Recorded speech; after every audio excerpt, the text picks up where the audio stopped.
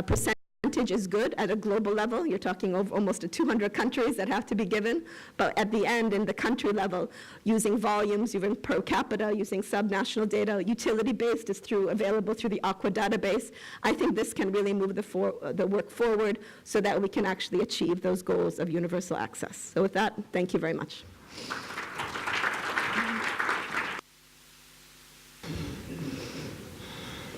Thank you, Carol, for telling the other side of the story, why we selected the indicators we selected and how we went about collecting them and what was indeed the lessons, the key messages learned, which again paves the ground for adopting for continuing work on the SDGs.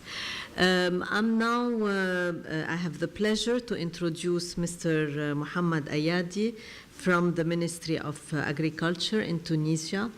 Mr. Ayadi is the focal point of the ESCWA Intergovernmental Committee on Water and also the focal point on the MDG Plus initiative, and has done tremendous work that he will share with us, and he has been very proactive in this process. Mr. Ayadi, تفضل.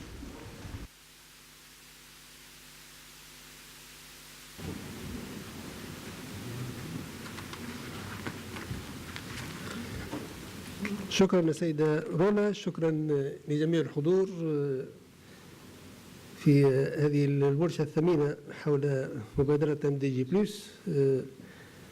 احنا في تونس معناتها اشتغلنا بالتنسيق مع كل الناشطين ACWUA في هذا المجال، وكونا فريق وطني في تونس اللي كان يعمل باش يعد البيانات اللي مش نقدموها لكم ان شاء الله. دونك هي تونس تسعى الى الانفتاح على كل المنظمات الدوليه المختصه بقطاع المياه والتعاون الدولي بهدف تبادل الخبرات والتجارب، الاستفاده من الكفاءات والامكانيات المتاحه ضمن هذه المنظمات في هذا المجال، تنمية ودعم قدرات المسؤولين على تسيير قطاع المياه على المستوى الوطني لتحسين التصرف في الموارد المائية، وانخراط تونس في مبادرة MDG بلس من أجل تطوير شبكات الماء الصالح للشرب وخدمات الصرف الصحي.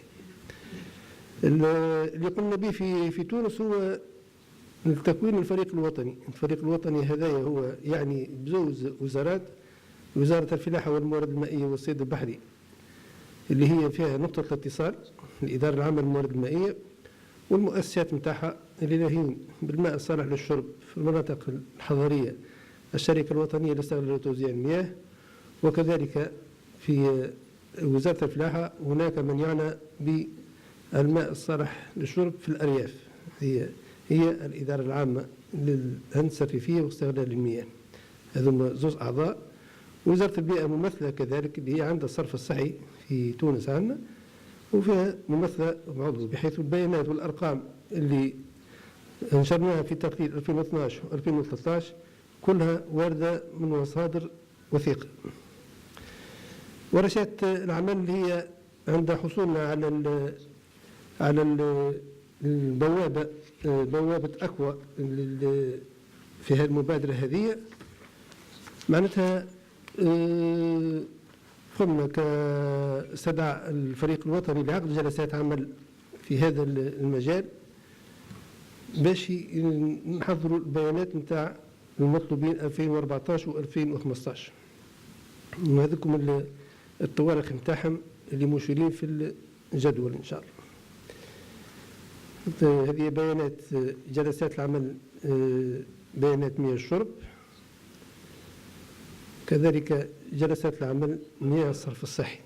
هذه المعطيات كلها موجودة على البوابة اللي موجودة عند الأكوا. كل هذه تفاصيل عن بيانات مياه الشرب لسنة 2014، مياه الشرب سنة 2015 كذلك، ممكن الأرقام كلها موجودة طبقا للجدول معناتها محاينة. كذلك بيانات مياه الصرف الصحي وفي الختام نشكركم على استطلاعكم على هذه العمل اللي قمنا به في تونس، وشكرا.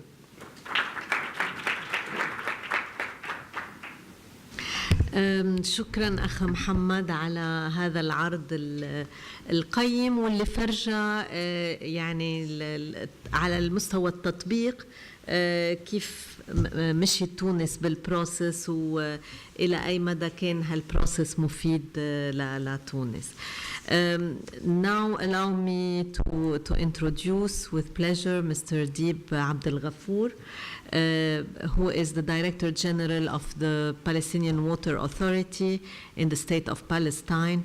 And Mr. Ghafour has been also a very active partner of ESCWA, part of the Water Committee, a representative of Palestine on the Committee on Water, and with a long experience in water resource management strategies, groundwater modeling. تفضل.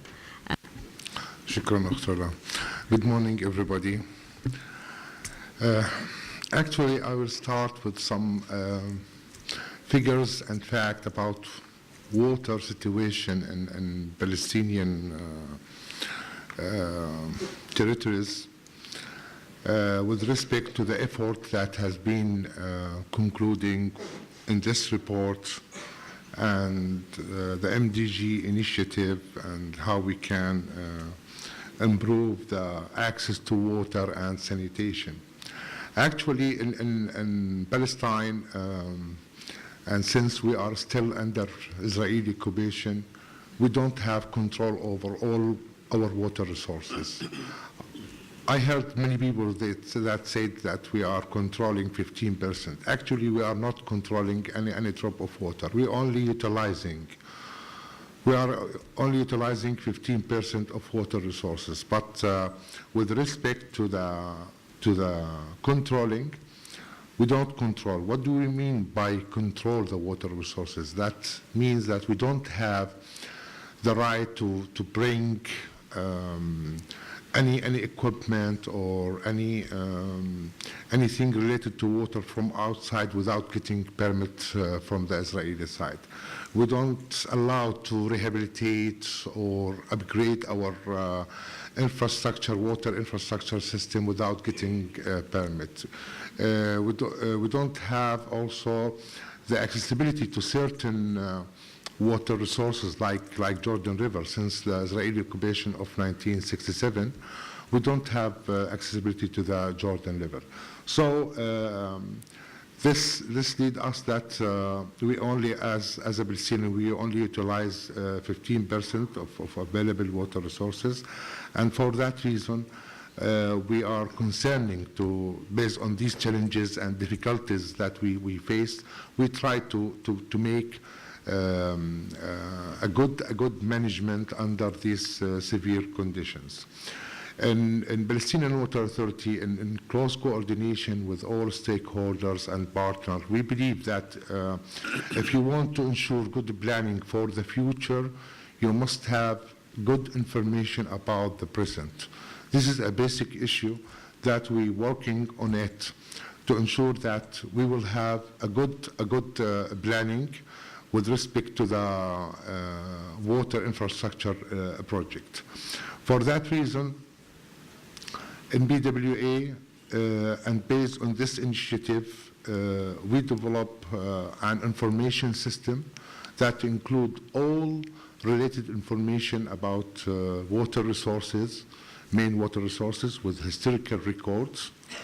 And also we start to include this information system with another information and another data about access to water, access to sanitation, and other indicators to ensure that we will have a good planning tool.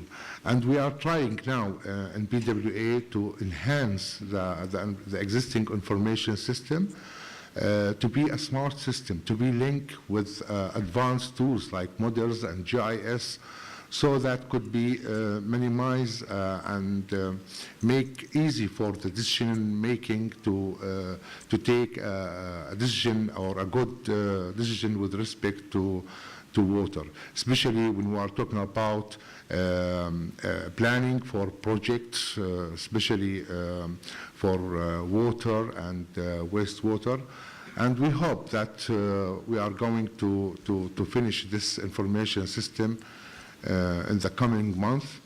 And also we are trying to do our best to link certain water resources with online monitoring. That means that we will have direct online monitoring for these water resources, and to be linked also with the information system that we have it in PWA. I would like to give a special thanks to our Palestinian team that they are working on this report, mainly our colleague Adil Yassin. They have really make a good progress and effort with related team in Palestinian Water Authority and with some team from Bureau of Statistics. They really put huge efforts, and they collect information from, I think, from more than 81 service providers. We are the highest, yes, 81. Actually, we have in Palestine more than 300 service providers, unfortunately. So there are great efforts to collect this huge amount of data from 81 service provided is highly appreciated. Thank you for being here, and thank you for the efforts that have been exerted to make the reports available. Thank you, Khaldon. Thank you, Rima. Thank you for ESCWA, and thank you for you all.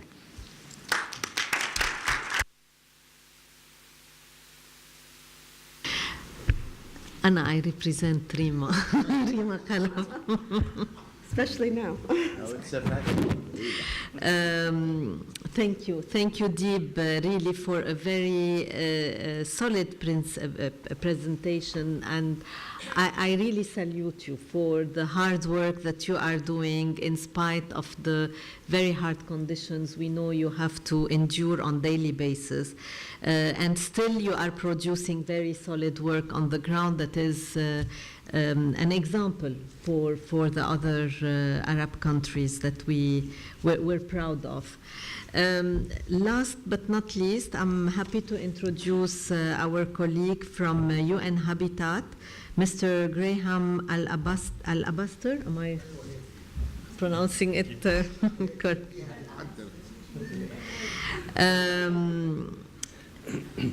To tell us about Habitat's perspective on integrated monitoring for SDG 6 initiative, and we hope that we will be collaborating more closely with Habitat. As you know, Habitat, the new urban agenda that was adopted in Quito last year, is very much aligned with the SDG process, and with SDG 6, they have, I think Habitat has a big role to support the process at the local level and with localities. تفضل, Mr. Graham. Thank you very much, Madam Chair, and ladies and gentlemen, excellencies. I'm just going to, in my presentation today, talk a little bit about the global architecture of monitoring. And GEMI, this integrated monitoring initiative, really came about 3 or 4 years ago, because at the end of the 2015, it was post-MDG period, we were looking around to see how we could bring the various different parts of the water sector together and build on the work of existing initiatives. So initially, WHO, Habitat and UNEP got together to seek funds. We've had support from the governments of Switzerland and Germany to look at this broader landscape and to help develop this system. As a result, and in line with the UN family, we brought in many of the other agencies. And if you look at the whole of the water sector goal, you can see how different agencies have a custodianship of certain indicators. And in addition to developing this overall concept and running it. The agencies have different responsibilities, and you see for wastewater, myself, UN Habitat and WHO are working on that particular area. So this is how basically in the overall SDG 6, how a lot of the UN agencies are coming together at the global level to look at monitoring. But of course, it's a very complicated mosaic, and it's lots of agencies joining in. All the agencies, some have different monitoring instruments already, but the idea of GEMI was to try and harmonize all of these instances. And we went through a sort of process really to try and bring the awareness up, because a lot of people really weren't very aware of what the SDGs meant at local level and how they would be implemented, but also to support countries in development of methodologies, how they could understand the global indicators more effectively. But of course, the most important thing about this is that global monitoring is nowhere unless it has something to drive it. And we've heard already this morning about the MDG Plus initiative and what a marvelous, excellent, effort has been made there by UN-ESCWA and ACWUA to pull together this data, which is the very basis of global monitoring that we need to do. So the idea with this GEMI is that we will use and work with partners in MDG Plus and other initiatives to see how we can pull all this data together in the next couple of years. Of course, as I said, the global monitoring has to build on national and regional monitoring. It also has to take into account the need for what we call progressive monitoring, because the thing about the SDGs is it's all countries. So we have to develop a system which is as good here in Jordan and fits the purpose of Jordan as in Germany or in the United States or wherever. So this idea of progressive monitoring means that a country can, if you like, step on the monitoring ladder at a level that's commensurate with their level of resources. But most importantly, this monitoring also needs to look at the integration of data. And we've seen the MDG Plus example is a good example here, but I'm sorry to say that that doesn't happen in many other regions in the world. There's not this collaboration across the sectors to get this data together. So that's why we're so excited about MDG Plus. But of course, at the end of the day, this data and this information is really not much use unless it's actually driving policy change. And it's as important for the people above in global monitoring as it is for the operational people beneath to have this good data available. Anyway, in essence, this is how the GEMI initiative fits together. We've done some, over the early 14 and 15, we did some work on methodology development. We've actually tested some of these methodologies in a few pilot countries around the world. Jordan was one of the pilot countries, and I think at some of the other sessions you'll be hearing about the results from Jordan. But the idea now, after we've looked at that process in the countries, is to see how the methodologies need to be revised, take into account of other existing initiatives, and then of course we have this challenge of getting together a baseline for 2017 and joining into the high-level process. So what can I say about the results of our pilot work so far on the methodologies? We've had national inception workshops. We've worked very closely with the National Office of Statistics, who are a critical player in this acceptance of data from as they call it, non-formal sources. So in other words, data that comes from utility data, in order for it to be, it needs to be reviewed or accepted by national statistic offices as if it's being published as a country, as a national figure. The idea is that we've developed this technical capacity throughout the agencies to support member states as much as possible to fill in the gaps where there's data missing and what we need to do to build capacity to collect that data. And then, of course, we've had workshops to review the results of the pilot phase. So some of the lessons that we've found from this initiative. We found that there's huge amounts of data that exist, but they're often not reported. And that's clearly the case. I mean, MDG Plus has brought that out and made it very clear. But we found, of course, in other regions of the world that there is this data that exists, but it basically needs to be mined.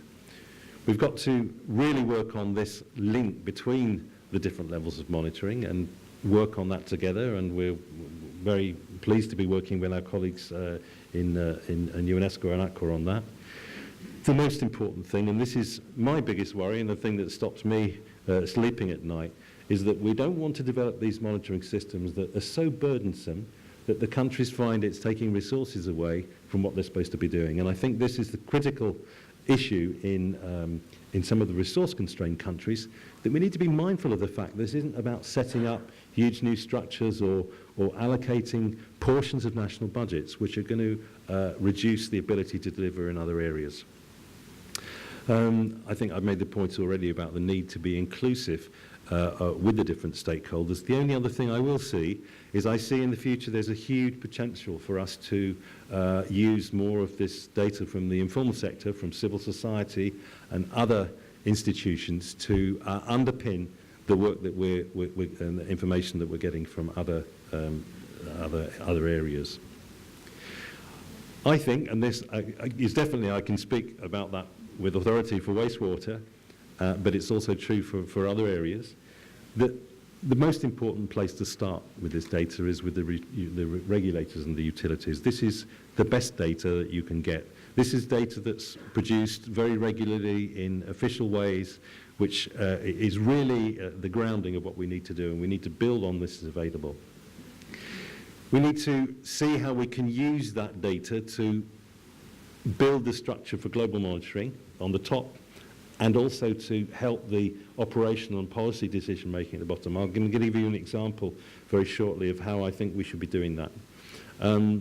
But the other thing we've got to realise is that this is a huge challenge for all countries, this idea of the SDG. I mean, I've been discussing with colleagues in Germany, and I mean, in a federated state like Germany, sometimes there's not a mechanism at national level to bring all of this data together from the regions. So it's not just the less developed countries that are going to have problems. There's going to be a big problem in some of the developed countries to do this. The developed countries, might not be so interested in looking at fecal coliforms in the wastewater, but they've got to take on the challenges of antimicrobial drug resistance and other sorts of contaminants which they're monitoring. So that's the beauty of the SDG framework. It can address countries of all levels, but this monitoring framework is dynamic, and it's something that will be evolving over time. So, building on the MDG Plus example and looking at this marvellous work that they've done and seeing how it could be, I want to give you a quick example in 2 slides of the wastewater work which I'm closely involved in. We've got this magic definition in the SDG 6 which talks about wastewater safely treated, and that couldn't be, that's a huge oversimplification, because as most of you know who deal with wastewater, if we look at it in detail, it's this toxic cocktail of all sorts of things. It's domestic, it's commercial, it's industrial wastewater, and it comes from a variety of sources. There's many countries in the world that still use combined sewerage. They mix, domestic wastewater with urban runoff. So we have these great difficulties with definitions of what collected means, what treated means, what generated means. So this is an example of how GEMI can help to support and help countries and regions to understand and unpack this more effectively. Here, a quick example of how the wastewater situation might look. We've got wastewater from households, we've got from industries and commercial establishments. Some goes into the sewer, some has pre-treatment, some goes to the environment. Very complex. But if we take that operating data from the utilities, and I've attempted to do it here for one of the countries in the region, this is the data that comes from the operators. And what we've done here is we've looked at the discharge consents that are in place, and we've graded how, in this case, each of these lines, please don't worry about going into the detail, but each one of these lines is a particular treatment works, and we've looked at how that reaches the compliance